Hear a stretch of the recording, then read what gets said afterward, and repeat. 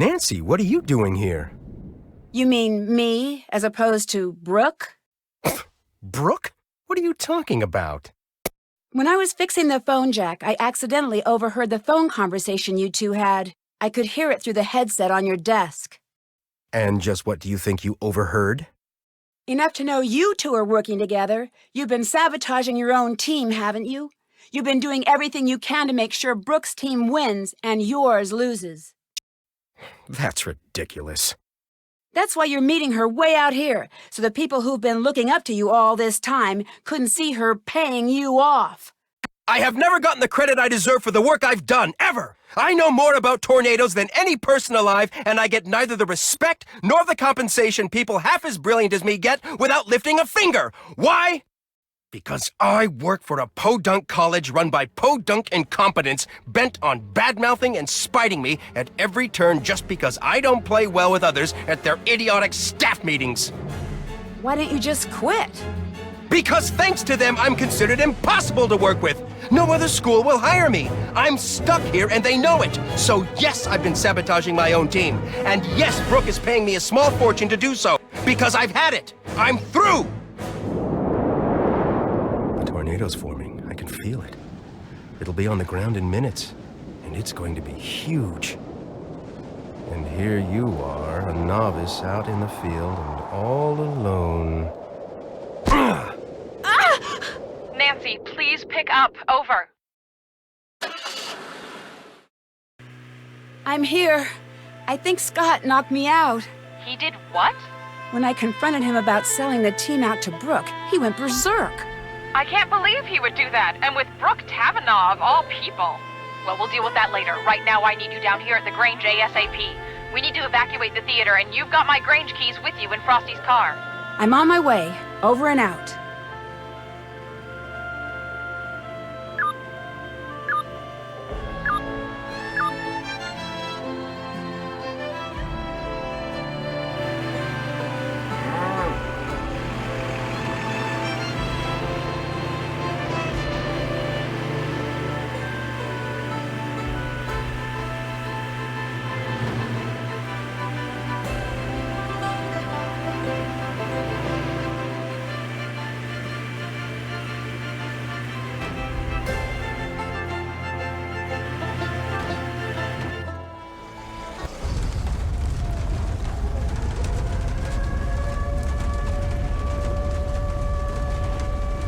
Check.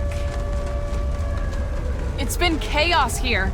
I was able to cobble together a pretty basic tracking system back at the homestead, and instantly I knew we were in trouble. The storm was showing a high potential of moving into town, but without the proper readings, we couldn't issue an alert.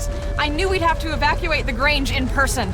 But when we got here, we saw that it's locked. The shelter is locked on a performance night. I need you to take care of this while the rest of us work on a backup plan, okay? I'm trusting you here. I know you can do this. There are a lot of people depending on you right now.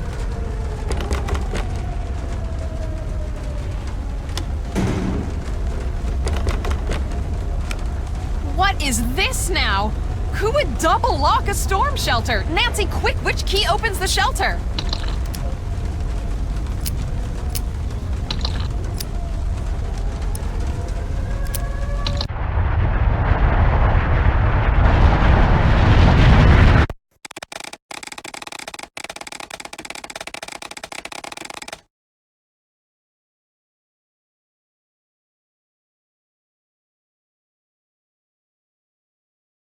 What is this now?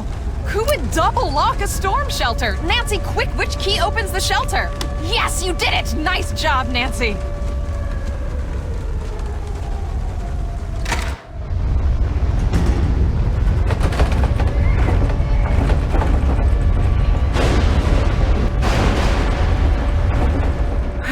I think the worst is past.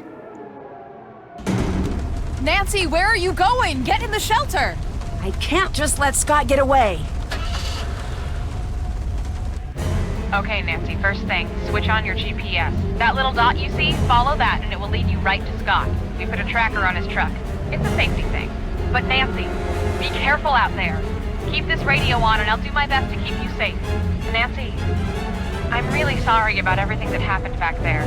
Scott, He wasn't always like this.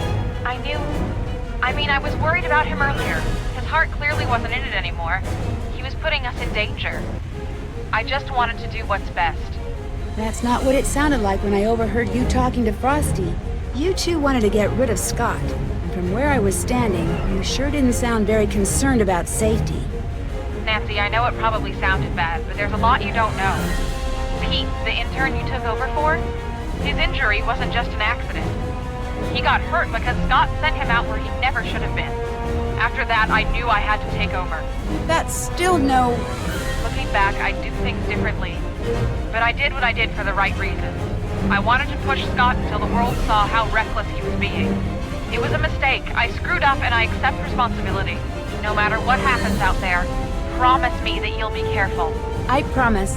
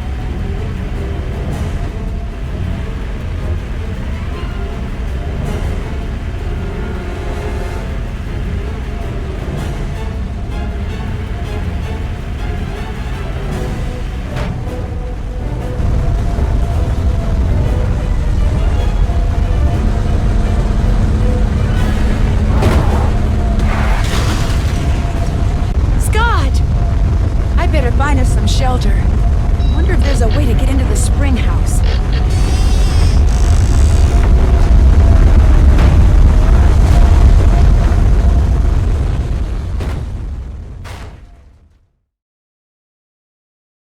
Made it! Dear Ned, once the theater was successfully evacuated, Debbie and Chase were able to follow the GPS tracking signal to the spring house, where Scott and I had safely weathered the storm. Although he was pretty seriously shaken up in the crash, Scott came to in time to see Frosty arrive with the police.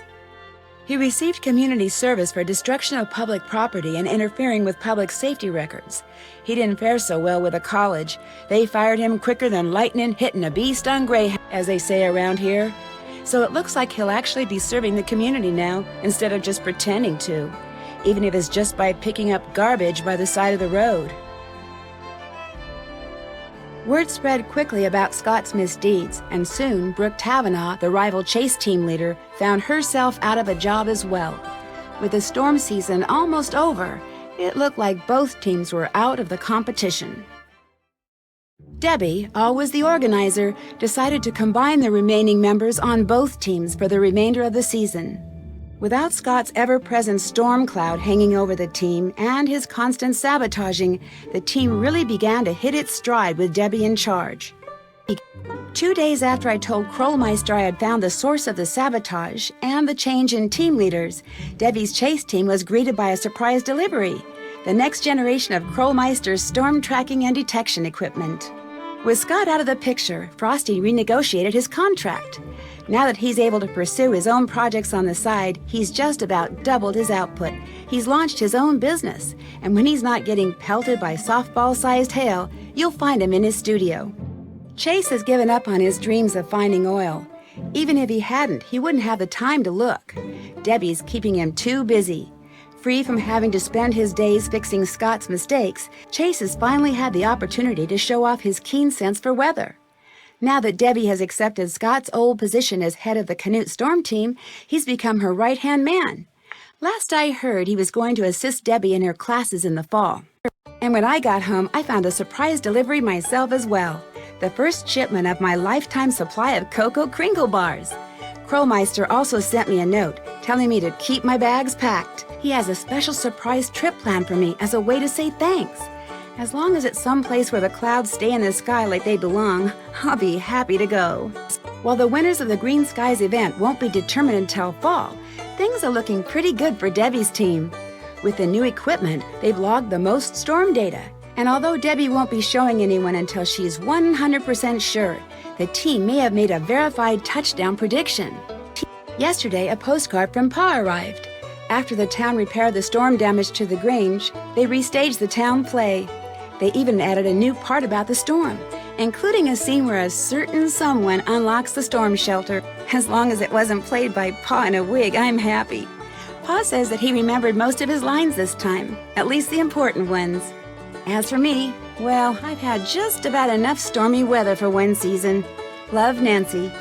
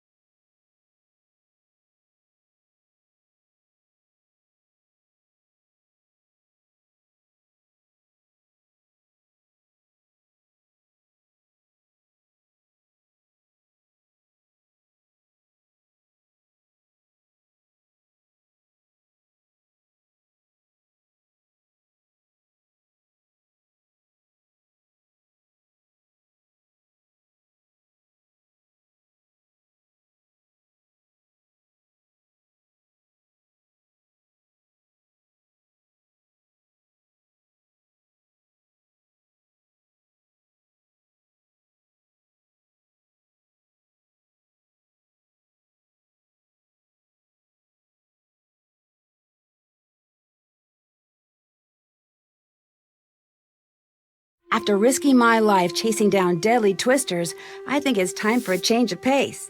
I've decided to join Bess and George on their trip to Kyoto, Japan. I've always wanted to visit Japan, from the exotic food and wild fashion in the cities to the nature and tradition in the smaller towns. I know there's going to be a ton to see and do. As a thank you for all of my hard detective work, PG Krolmeister has reserved a room for me at one of the area's best ryokans, or traditional inns. It'll be nice to finally take a break from solving mysteries and to spend a few weeks without danger and dark secrets hiding around every corner. I've already heard that the ryokan I'm staying in has quite a reputation. I'm not sure exactly for what, though. Well, I'll find that out soon enough.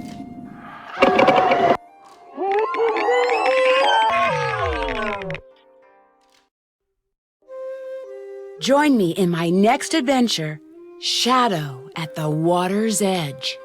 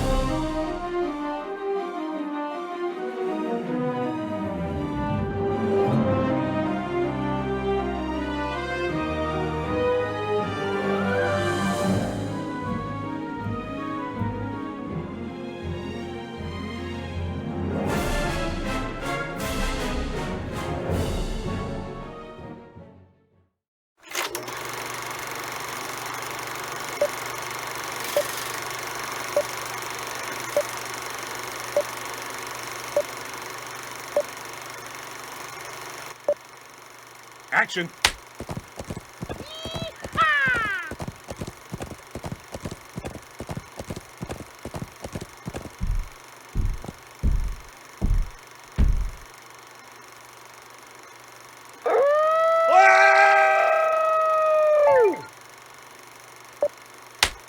Here you go, little guys. Good luck in your new home.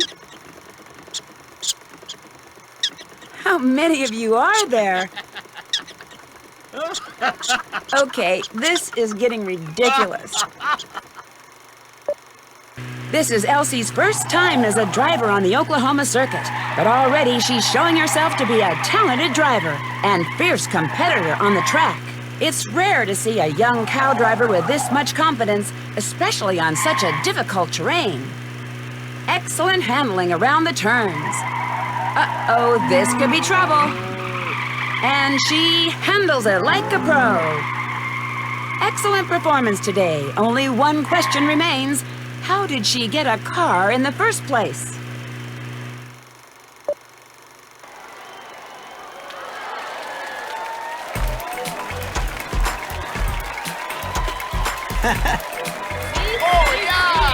Yes, sir.